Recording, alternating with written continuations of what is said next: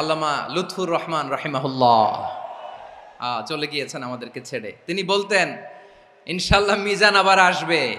একটা মাহফিলে 10 লাখ 15 লাখ লোক হওয়া, এটা দুনিয়ার কোনো রাষ্ট্রপ্রধানের ইতিহাসেও নেই। আর একজন রাষ্ট্রপ্রধান যখন কোনো এলাকায় যায়, সেখানে রিজার্ভ গাড়ি দেওয়া হয়, জায়গা জায়গা থেকে গাড়ি প্রেরণ করা হয়, সার্ভ করা হয়, তাদেরকে ভাড়া দেওয়া হয়, খানা দেওয়া হয়, গরু জবাই করে একবারে মোরগ মুসাল্লাম বিরিয়ানি এগুলো দেওয়া হয়। তারপরে যাওয়ার সময় আবার কিছু নগদ হাদিয়াও দেওয়া হয়।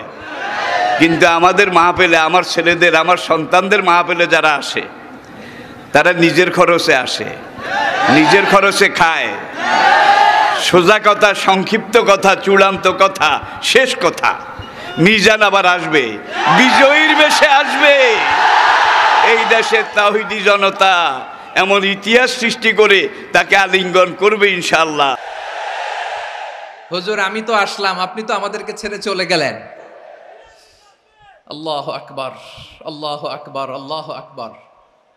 গলায় কোনো সুর ছিল না, সুর দিয়ে কথা বলতেন না, কিন্তু এত চমৎকার শব্দের বুনন, এত চমৎকার প্রেজেন্টেশন, এত চমৎকার ভাবে ঐতিহাসিক বর্ণনাগুলো তিনি উপস্থাপন করতেন। মন্ত্রমুগ্ধ হয়ে আমরা আল্লামা লুৎফুর রহমানের কথা শুনেছি।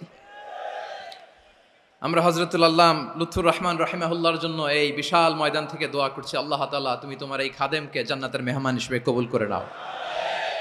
He was a strong mouthpiece of Islamic revivalism. Islamic জাগরণের স্ট্রং মাউথপিস ছিলেন আল্লামা সাঈদী রাহিমাহুল্লাহ। অনেক দোয়া পেয়েছেন।